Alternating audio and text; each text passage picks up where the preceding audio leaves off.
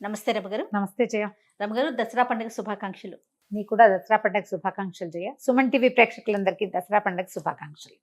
మరి పండుగ యొక్క విశిష్టత ఏటా వచ్చే పండుగ ఏటా చెప్పుకుంటాం, ఏటా కొత్తదనమే. కాకపోతే ఒక 3 సంవత్సరాలు మనం అంతా నిశ్శబ్దంగా ఉండిపోయాం, చేసుకోలేకపోయాం. ఈ సంవత్సరం అన్ని బాగా ఉత్సాహంగా చేసుకుంటున్నాం కదా రమగారు. నిరుడు కూడా చేసుకున్నాం. నిరుడు కూడా, కానీ నిరుడుతో పోల్చుకుంటే నిరుడు నిరుడు కూడా చిన్న మళ్ళీ భయం ఉంది, కొంచెం భయం ఉంది, ఇంకొక వేవ్ అని భయం భయపడ్డాం. ఉంది. ఈసారి అది కూడా లేదు, హ్యాపీగా చేసుకుంటున్నాం. హ్యాపీగా చేస్తాం. అన్ని పండుగలు మన వినాయక చవితి ఘనంగా నిర్వహించుకున్నాం అన్ని చోట్ల. అవును. నిమజ్జనోత్సవం బ్రహ్మాండంగా చేసాం. అన్ని ఈ సంవత్సరం భయపు తెర లేదు. భయం నీడల్లో అడుగులేయటల్లా మనం హాయిగా విశ్వమనం అంతా మందేనన్న ఉత్సాహంలో ఉన్నాం. దసరా పండుగ ప్రతి సంవత్సరము వచ్చేదే అయినా కూడా ప్రతి సంవత్సరము ఏదో ఒక కొత్తదనం, ఒక కొత్త విషయం. ఇప్పటిదాకా పండగ చెయ్యని వాళ్ళు చేసుకోవటం, తెలియని వాళ్ళు తెలుసుకోవటం, ఈ పండుగతోటైనా కొత్త జీవితం ప్రారంభించాలని భావించటం, అలాంటివి ఎన్నో కనిపిస్తాయి. మానవుల్లో ఉండేటువంటి దశ గుణాలని హరించేది దుర్గుణాలని.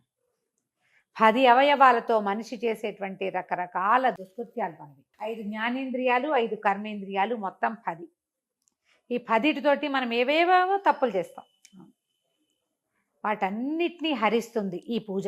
మామూలుగా కూడా మనం గాయత్రి మంత్రం అవి చదువుకునేటప్పుడు ఒక విచిత్రమైన మాట చెప్తారు. యదహ్నాత్ కురుతే పాపం తదహ్నాత్ పరిముచ్యతే అని. ఏ రోజు చేసిన పాపం ఆ రోజే పోతుంది గాయత్రి చేస్తే.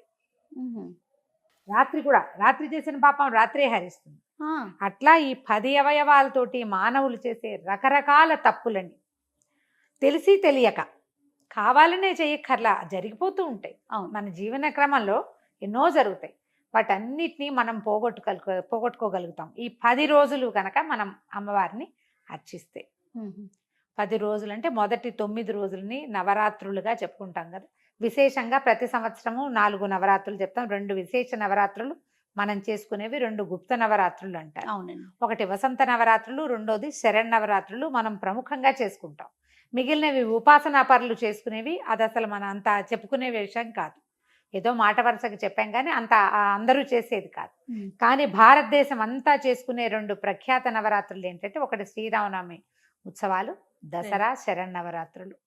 ఈ శరన్నవరాత్రులలో అమ్మవారి అనుగ్రహం మెండుగా లభిస్తుందని, తర్వాత ఋతువులు మారటం వల్ల ఈ ఋతువులు రేపు రాబోయే ఋతువులలో మనకి రాబోయే అనారోగ్యాలు, రాగలిగే కష్ట నష్టాలు, రకరకాల గ్రహబాధలు, వీటన్నిటి నుంచి విముక్తి పొందటం కోసం ఈ 9 రోజుల పాటు మనం అమ్మని సశాస్త్రీయంగా ఎట్లా చెప్పబడిందో అట్లా, లేదా మనకి చేతనైనంత ఎలా కుదిరితే అట్లా అర్చన చేసుకుంటే తర్వాత కాలంలో వచ్చే సమస్యల నుంచి మనం సులువుగా బయటపడగలుగుతాం. అవునండి. ఏదైనా ఒక మనిషిని 10 రోజుల పాటు మనతో పాటు ఉంచుకుంటే వాళ్ళు మనకు అలవాటు అవుతారు.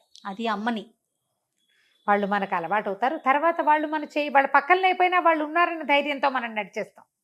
ఆ ధైర్యం కోసమే ఇలాంటి పద్ధతులు మనకి ఏర్పరిచి పెట్టబడ్డాయి. నిజానికి ఇది ఖగోళ శాస్త్రం ప్రకారం ఆకాశంలో జరిగే నక్షత్ర గమనాల్ని బట్టి ఇది నిర్ధారించారు ఈ పండగని. ఖగోళాన్ని ఎవరు చూస్తారు? అదే కదా. ఆకాశం చూసి ఆలోచించే నాథుడు ఏడు ఇప్పుడు ఎవరో చాలా కొద్ది మంది. మిగిలిన వాళ్ళంతా దాని వలన వచ్చినటువంటి ఈ పండగని చక్కగా శాస్త్రబద్ధంగా పద్ధతి ప్రకారం వీలు వెంబడి మానేయకుండా చేసుకుని ఈ ధైర్యం మనకి ఏది కావాలో దాన్ని మనం పొందుతాం. అవును.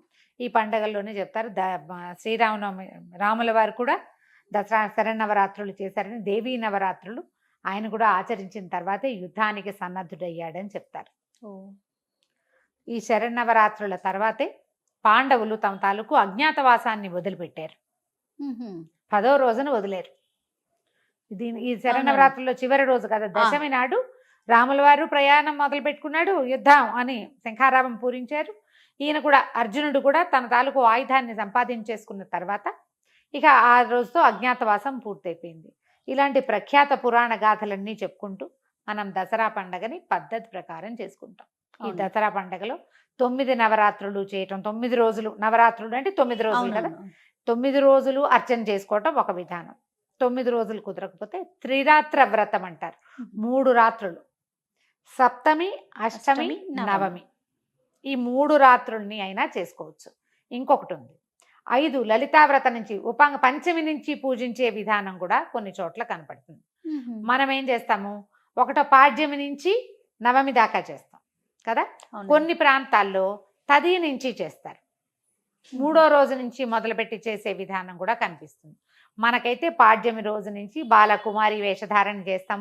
బోల్డని రకరకాలు చేసుకోవచ్చు. ఈ 10 రోజుల్లో పొద్దున 2 పూట్ల అర్చన చేసుకోవటము, 2 పూట్ల అమ్మవారిని ఏదైనా ప్రార్థన చేసుకోవటము, ప్రతిరోజు రోజుకొక రంగు వస్త్రాన్ని అమ్మకి సమర్పించడం, రోజుకొక నైవేద్యాన్ని సమర్పించడం, దేవాలయాల్లో ప్రతిరోజు అమ్మవారి తాలూకు ఏ ఏ అవతారం వస్తుందో ఆయా అవతార తాలూకు వలయింపు, అమ్మవారిని అలంకరణ చేయటం.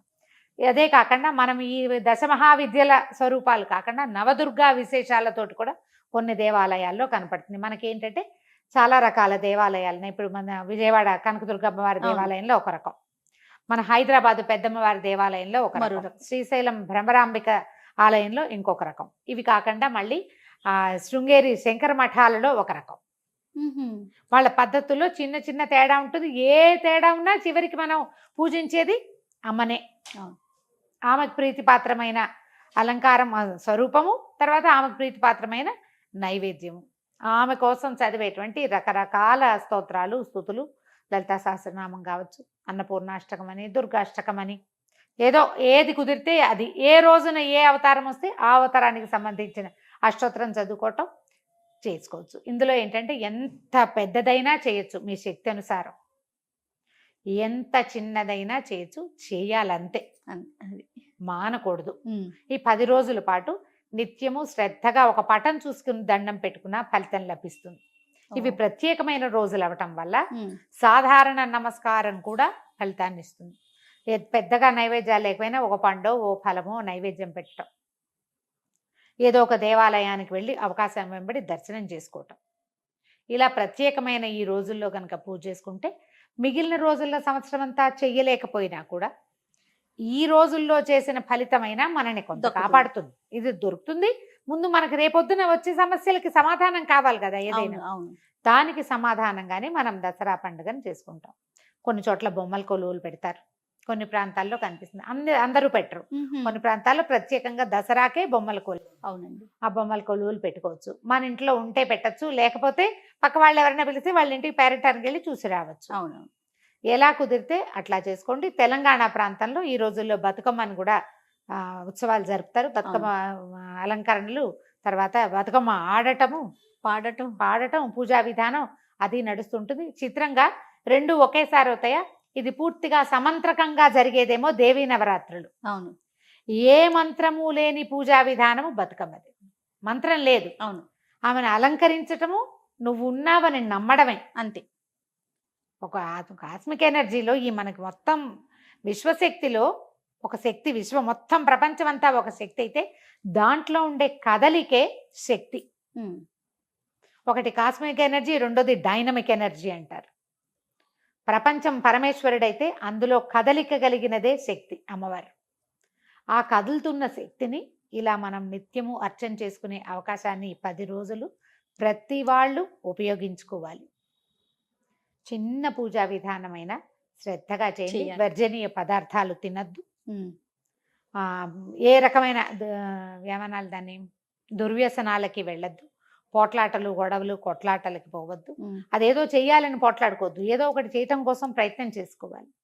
సాధ్యమైనంత సాత్వికమైన ధోరణితోటి ఈ 10 రోజుల పూజని చక్కగా జరుపుకుని, పండుగలాగా జరుపుకుని సంతోషంగా ఉండటానికే ఇలా సంవత్సరంలో ఒక 10 రోజుల పాటు అందరికీ అవకాశం లభిస్తుంది. రమగారు, మీరు ఎప్పుడు అంటూ ఉంటారు కదా, పదే ప్రతి సంవత్సరం మాట్లాడుకుంటున్నాం మనం అనేసి.